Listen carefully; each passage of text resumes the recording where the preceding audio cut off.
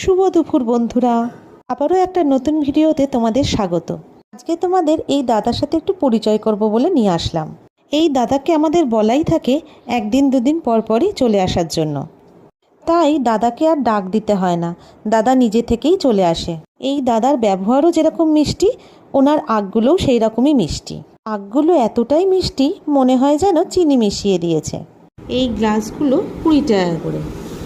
আমরা গ্লাসে খাই না, আমরা বাটিতে নিয়ে নিই, তাই মা বাটি নিয়ে রেডি।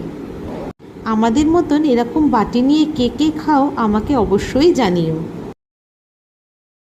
ওই দেখো একটু বেশি হয়েছে, তাই বোনাস হিসাবে দাদা সেটাও দিয়ে দিল। চলো, আখের রস নেওয়া হয়ে গেছে। এবার বাড়িতে এসে ছাঁকনিতে একটু ছেঁকে নিলাম। যেসব আখের গুঁড়ো ঠুরোগুলো থাকে সেগুলো বাদ হয়ে যায়। আমরা এইভাবেই ছাঁকনি দিয়ে ছেঁকে নিই। আখের রস রেডি। দেখো কি সুন্দর দেখতে লাগছে। আর আমার মতন এইরকম আখের রস খেতে কে কে ভালোবাসে আমাকে অবশ্যই কমেন্টসে জানিও। ব্লগটা তাহলে এখানেই শেষ করছি। সবাই খুব ভালো থাকবেন, সুস্থ থাকবেন।